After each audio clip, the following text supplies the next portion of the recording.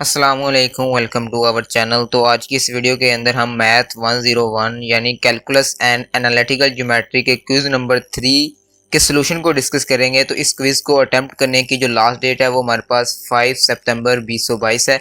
तो आपने 5 सितंबर 2022 से पहले पहले जो है वो ये वाला क्विज अटेम्प्ट करना है।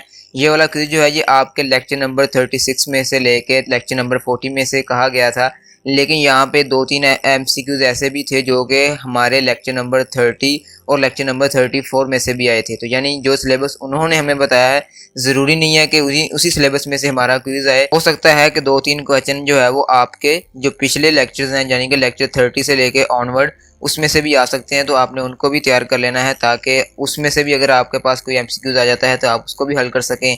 तो वीडियो को लास्ट तक देखिएगा ताकि आपको क्विज में पूछे गए हर क्वेश्चन का जो है वो आंसर का पता चल सके, क्योंकि मैं यहाँ पे आपको हर क्वेश्चन को जो है वो पूरी कंसेप्ट के साथ जो है वो उसको समझाने की कोशिश करूंगा। तो चलिए वीडियो को स्टार्ट करते हैं।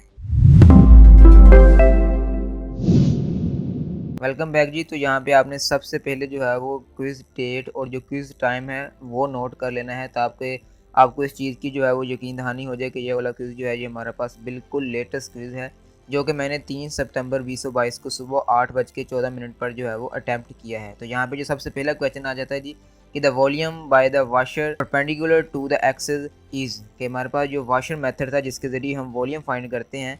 तो अगर वो कहता है कि जो वाशर मेथड होता है perpendicular to the x axis, तो उसका जो वॉल्यूम निकालने का फार्मूला होता है वो किसके इक्वल होता है। बेसिकली हमने जो वाशर मेथड का जो फार्मूला है वो बताना है कि जो हमारे पास एक्स एक्सिस के परपेंडिकुलर होगा। तो ये वाला भी एमसीक्यू जो है ये आप दे सकते हैं कि ये आपके लेक्चर नंबर 34 में से आया है, यानी कि जो सिलेबस उन्होंने हमें बताया था क्विज का उसमें से नहीं आया। तो यहाँ पे हमारे पास डिफरेंट ऑप्शन आ जाते हैं। तो इसका जो वाशर मेथड का जो फार्मूला होता है वो आपने याद रखना है कि वो integral a to b pi into f of x का square minus g of x का स्केयर डी एक्स के इक्वल होते हैं। यानी कि जो हमारे पास अपर रिंग होगा और जो हमारे पास लोअर रिंग होगा उन दोनों के एरियाज़ को हम बारी बारी फाइंड आउट करेंगे। तो एरिया ऑफ अ सर्कल जो है वो आपको पता है कि पाई आर स्केयर के इक्वल होता है। तो यहाँ पे आर जो होगा वो बेसिकली फंक्शन होगा। यहाँ पे एफ ऑफ एक्स जो है वो हमारे पास अपर रिंग का फंक्शन है और जो जी ऑफ एक्स है ये हमारे पास लोअर रिंग का फंक्शन है। तो इसलिए यहाँ पे इसका जो फार्मूला होगा वो हमारे पास integral a to b pi into f of x का square minus g of x के इक्वल होगा। तो इसलिए यहाँ पे आपने ऑप्शन नंबर ए जो है वो चूज़ कर लेना है।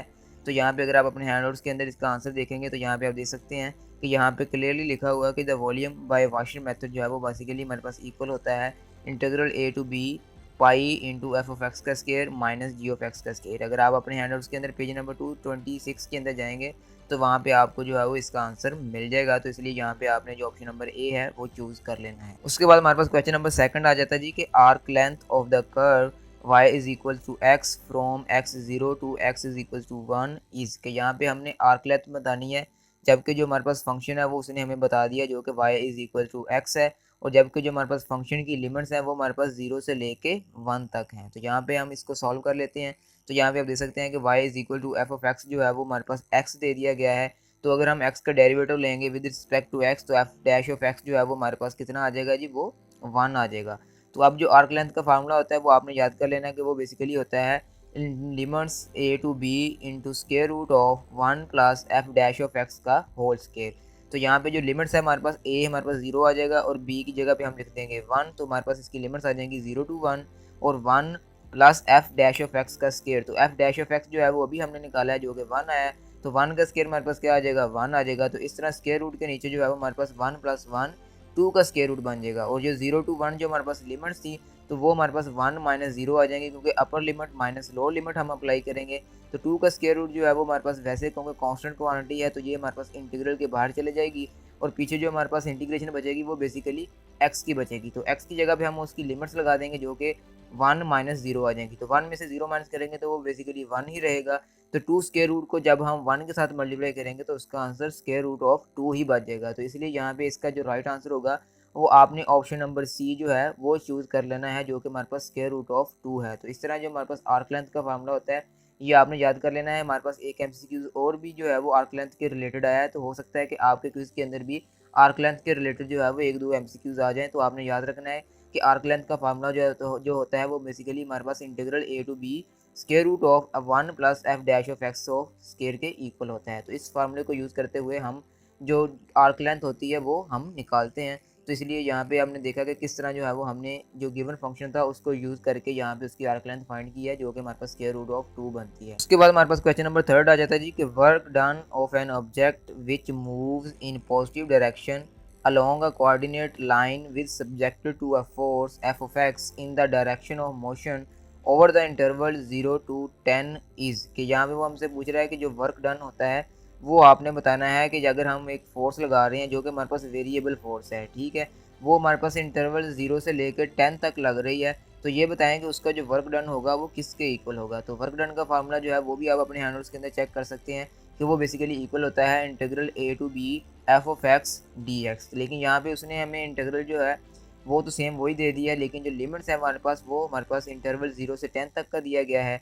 तो इसका मतलब क्या हुआ कि यहाँ पे हम a की जगह पे लिख देंगे 0 और b की जगह पे लिख देंगे 10, तो ये इस तरह बन जाएगा इंटीग्रल 0 टू 10 और एफ ऑफ एक्स हमारा वैसे का वैसे आ जाएगा और डी एक्स। तो इसलिए यहाँ पे इसका जो राइट आंसर होगा वो यहाँ पे ऑप्शन नंबर सी बनेगा, जो कि w is equal to integral 0 to 10 f of x d of x बनता है। तो इसलिए यहाँ पे आपने इसका जो राइट आंसर है वो basically option number C choose कर लेना है। उसके बाद हमारे पास क्वेश्चन नंबर 4 आ जाता है जी कि to get better approximation to actual area under a continuous curve over a closed interval we have to increase dash. तो वो कहता है कि अगर हमारे पास एक कर्व है और उस कर्व के अंडर जितना भी एरिया है वो हम फाइंड आउट करना चाहते हैं, तो आपको पता है कि जब हम एक कर्व होती है तो उसको हम डिवाइड करते होते हैं सब इंटरवल्स के अंदर, ताकि हमारे पास जो उसके जो कर्व्स होगी वो हम उसको स्ट्रेट लाइन के अंदर कन्वर्ट कर सकें। यानी कि हम उसको इतने पार्ट्स के अंदर डिवाइड कर देते हैं कि उसका जो छोटा से छोटा पार्ट जो होगा वो बेसिकली हमारे पास एक स्ट्रेट लाइन कंसीडर किया जाएगा। तो उस स्ट्रेट लाइन का जो फार्मूला होगा वो हम डिस्टेंस फार्मूले के थ्रू निकालेंगे। तो वो कहता है कि अगर हम उस कर्व के अंदर जितना भी एरिया है वो ये चाहते हैं कि वो हमारे पास बिल्कुल एक्यूरेट आए, यानी कि वो जितना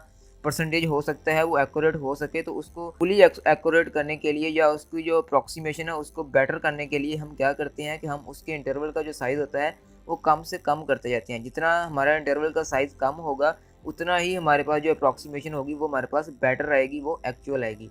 तो इसका मतलब क्या हुआ कि यहाँ पे जो इसका जो राइट आंसर होगा वो बेसिकली होगा नंबर ऑफ सब इंटरवल्स की। अगर आप नंबर ऑफ सब इंटरवल्स को इंक्रीज़ करेंगे, यानी कि उसके जो पार्ट्स होंगे उस पार्ट्स को अगर आप इंक्रीज़ करेंगे तो आपकी जो अप्रॉक्सीमेशन होगी वो बेसिकली बेटर होती जाएगी, वो बेहतर होती जाएगी। तो इसलिए इसका जो राइट आंसर है वो आपने यहाँ पे ऑप्शन नंबर सी यानी कि नंबर ऑफ सब इंटरवल जो है वो बढ़ाने से आपकी जो अप्रॉक्सीमेशन है वो बढ़ती है, वो बेटर होती है। तो इसलिए इसका राइट आंसर नंबर ऑफ सब इंटरवल जो है वो यहाँ पे हो जाएगा। तो इसका राइट आंसर भी अगर आप अपने हैंडआउट्स के अंदर चेक करेंगे तो यहाँ पे आप देख सकते हैं कि क्लियरली लिखा हुआ कि the number of the segments joining all points P R to P N increases we will get a better approximation to the curve. कि अगर हम पॉइंट जो है वो इनको हम इंक्रीज़ करेंगे तो उससे हमारे पास क्या होगा कि हमारे पास जो कर्व की जो अप्रॉक्सीमेशन होगी वो बेटर हो जाएगी। तो इसीलिए इसका राइट आंसर जो है वो नंबर ऑफ सब इंटरवल हमने यहाँ पे चूज कर लेना है। उसके बाद हमारे पास क्वेश्चन नंबर 5 आ जाता है जी कि dash give a relationship between definite integral and indefinite integral. कि हमारे पास वो कौन सा रूल है जिसके थ्रू हम डेफिनेट और इनडेफिनेट इंटीग्रल को जो है वो आपस में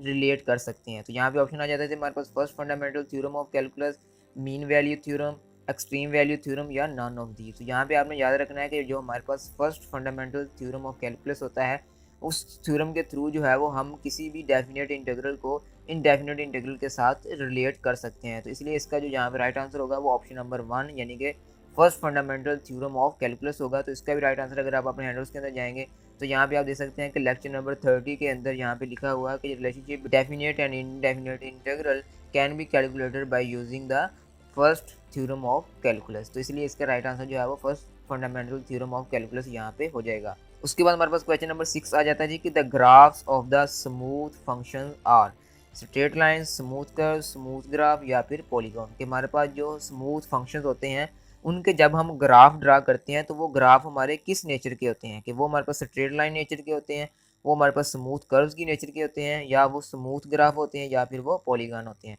तो यहाँ पे इसका जो राइट आंसर होगा वो बेसिकली स्मूथ कर्व्स होगा, क्योंकि जो स्मूथ कर्व्स होती हैं उनका जो हमारे पास ग्राफ्स होते हैं वो बेसिकली हमारे पास स्मूथ फंक्शंस होते हैं। तो इसका भी राइट आंसर अगर आप अपने हैंडल्स के अंदर जाएंगे तो लेक्चर नंबर 36 के स्टार्ट के ऊपर ही आप यहाँ पे देख सकते हैं कि such function are called smooth function and their graphs are smooth curves. कि जो हमारे पास स्मूथ फंक्शंस होते हैं उनके ग्राफ हमारे पास क्या होते हैं जी, स्मूथ कर्व्स होते हैं। तो इसलिए इसका राइट आंसर जो है वो यहाँ पे आपने स्मूथ कर्व जो है वो चूज कर लेना है। उसके बाद हमारे पास क्वेश्चन नंबर 7 आ जाता है जी कि arc length of the curve y is equal to 7 from x 0 to 1 is के यहाँ पे भी आप देख सकते हैं कि उसने हमसे जो है वो एक फंक्शन दे दिया है जो कि y इज़ इक्वल टू 7 है, और हमसे वो पूछ रहा है कि आपने इसकी आर्क लेंथ जो है वो हमें बतानी है, जबकि यहाँ पे जो इंटरवल है, जो हमारे पास लिमिट्स है, वो हमारे पास 0 से लेके 1 तक है। तो यहाँ पे भी आप सिंपल जो है वो इसको सॉल्व कर लेंगे। तो y is equal to f of x जो है वो हमारे पास 7 है, तो जब हम एफ ऑफ एक्स का डेरिवेटिव लेंगे तो आपको पता है कि 7 बेसिकली एक कांस्टेंट क्वांटिटी है, तो कांस्टेंट का डेरिवेटिव हमारे पास क्या आ जाएगा, 0 आ जाएगा। तो इसका मतलब क्या हुआ कि एफ डैश ऑफ एक्स जो है वो हमारे पास 0 आ गया। तो अब अगर हम आर्क लेंथ का फार्मूला लगाते हैं तो वो बेसिकली आ जाएगा integral 0 to 1 square root of 1 plus f dash of x का होल स्क्वायर। तो एफ ऑफ डैश एक्स की जगह पे हम लगा देंगे 0, तो 0 का स्क्वायर 0 ही रह जाएगा, तो इस तरह 1 प्लस 0 स्क्वायर रूट बच जाएगा। और 0 टू 1 और 1 प्लस 0 करेंगे तो वो बेसिकली 1 आएगा, तो 1 का स्क्वायर रूट 1 ही रह जाएगा। तो इस तरह 0 टू 1 इंटीग्रल 1 जो है वो हमारे पास बच जाएगा। तो 1 हमारे पास बेसिकली एक कांस्टेंट है, तो जब ये इसको हम इंटीग्रल के बाहर ले जाएंगे तो बेसिकली पीछे जो हमारे पास डेरिवेटिव जो इसका इंटीग्रेशन आएगी वो बेसिकली x आ जाएगी। तो x की जगह पे हम उसकी अपर और लोअर लिमिट्स लगा देंगे, तो अपर लिमिट्स हमारे पास 1 आ जाएगी और लोअर लिमिट्स हमारे पास 0 आ जाएगी। तो 1 माइनस 0 करेंगे तो वो 1 आ जाएगा, और 1 को 1 के साथ मल्टीप्लाई करेंगे तो वो बेसिकली 1 ही रहेगा। तो इस तरह आप देख सकते हैं कि यहाँ पे इस फंक्शन की जो आर्क लेंथ की वैल्यू होगी वो 1 होगी। तो इसलिए यहाँ पे आपने ऑप्शन नंबर सी जो है वो चूज़ कर लेना, जो कि यहाँ पे इसका राइट आंसर बनता है। उसके बाद हमारे पास क्वेश्चन नंबर 8 आ जाता है जी कि derivative of f of x is equals to a minus 7 where a is a constant. वो कहता है कि हमारे पास एक एफ ऑफ एक्स फंक्शन दे दिया गया है जो कि ए माइनस 7 के इक्वल है। यहाँ पे ए जो है वो कहता है कि हमारे पास एक कांस्टेंट वैल्यू हो, तो आपने इसका डेरिवेटिव जो है वो फाइंड करना है। तो यहाँ पे आप देख सकते हैं कि जब हमारे पास ए भी कांस्टेंट है और जो माइनस 7 है वो भी कांस्टेंट है, तो इसका मतलब क्या हुआ कि इन दोनों कांस्टेंट का जो डेरिवेटिव होगा वो बेसिकली 0 होगा। तो ए का भी डेरिवेटिव 0 आ जाएगा और माइनस 7 का भी डेरिवेटिव 0 आ जाएगा। तो 0 माइनस 0 करेंगे तो वो बेसिकली 0 ही रह जाएगा।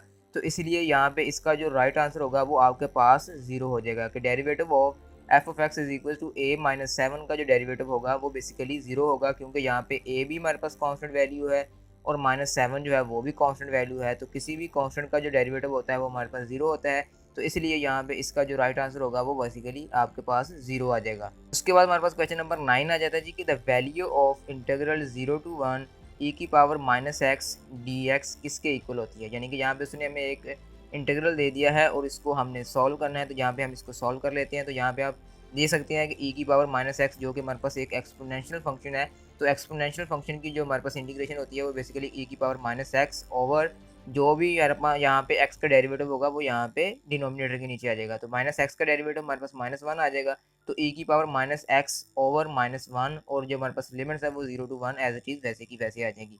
तो यहाँ पे जो माइनस 1 है उसको हम लेफ्ट साइड पे ले जाएंगे और e की पावर माइनस एक्स में यहाँ पे हम उसकी अपर और लोअर लिमिट्स को अप्लाई कर देंगे। तो यहाँ पे अपर लिमिट की जगह पे हम x की जगह पे 1 लिख देंगे और लोअर लिमिट में हम x की जगह पे 0 लिख देंगे। तो e की पावर माइनस 1 माइनस ई की पावर 0 बन जाएगी। तो 1 को जब हम माइनस 1 के ऊपर डिवाइड करेंगे तो वो बेसिकली माइनस 1 आ जाएगा, और जो हमारे पास e की पावर माइनस 1 है उसको जब हम डिनोमिनेटर में लेके जाएंगे तो वो बेसिकली 1 ओवर ई बन जाएगा। और ये यहाँ पे जो e की पावर 0 है ये बेसिकली आपकी 1 आ जाएगी, क्योंकि आपको पता है कि किसी की भी पावर जो 0 होती है वो 1 होती है। तो 1 ओवर ई माइनस 1 आ जाएगा, और e हमारे पास जो है वो हम यहाँ पे एलसीएम ले लेंगे तो 1 माइनस ई बच जाएगा। और यहाँ पे जो बाहर का माइनस है जब इसको हम अंदर जाके मल्टीप्लाई करेंगे तो ये 1 के साथ मल्टीप्लाई होकर माइनस 1 बन जाएगा, और जब ई के साथ मल्टीप्लाई होगा तो ये माइनस माइनस प्लस बन जाएगा। तो इस तरह माइनस 1 प्लस ई ओवर ई बच जाएगा। तो इस तरह जो प्लस ई है इसको अगर हम राइट साइड पे लिख लें, यानी कि इसको अगर हम पहले लिख लें और माइनस 1 को अगर हम बाद में लिख लें तो बेसिकली ये बन जाएगा ई माइनस 1 ओवर ई। तो इसलिए यहाँ पे इसका जो राइट आंसर होगा वो आपके पास option number b e minus 1 over e होगा। तो इस तरह यहाँ पे आप देख सकते हैं कि आपने इस तरह के इंटीग्रल को जो है वो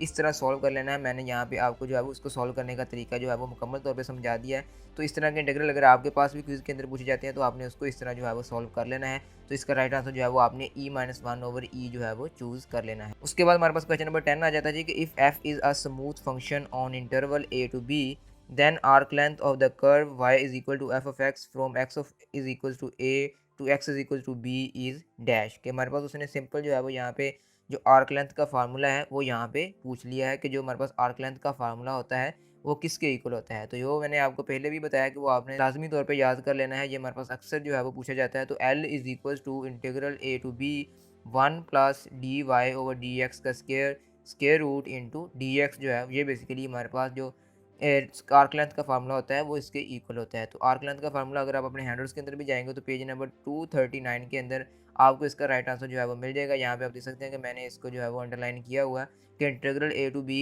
1 plus f of dash of x की जगह पे हम लिख देंगे d y over d x का whole square root into d x. तो इसलिए यहाँ पे इसका जो राइट आंसर होगा वो हमारे पास ऑप्शन नंबर 1 यानी कि L is equal to a to b 1 plus d y over d x का होल स्क्वायर होगा। तो इस तरह यहाँ पे आप देख सकते हैं कि जो हमारे पास क्विज़ के अंदर पूछे गए 10 क्वेश्चन थे वो यहाँ पे मुकम्मल हो जाते हैं। तो मैं उम्मीद करता हूँ जी कि आपको क्विज़ में पूछे गए हर क्वेश्चन की जो है वो अच्छी तरीके से समझ आ चुकी होगी और आपको इसका जो आंसर है वो निकालने का भी पता चल चुका होगा। तो अगर ये वीडियो आपको अच्छी लगी है तो वीडियो को लाइक और शेयर ज़रूर कीजिएगा और अगर आप हमारे चैनल पर नए आए हैं तो हमारे चैनल को सब्सक्राइब करते जाएँ और साथ लगे बेल आइकन को भी प्रेस कर लें ताकि मज़ीद आने वाली वीडियोज़ का जो नोटिफिकेशन है वो भी आपको मिल सके। तो इंशाल्लाह मिलते हैं जी फिर नेक्स्ट वीडियो के अंदर।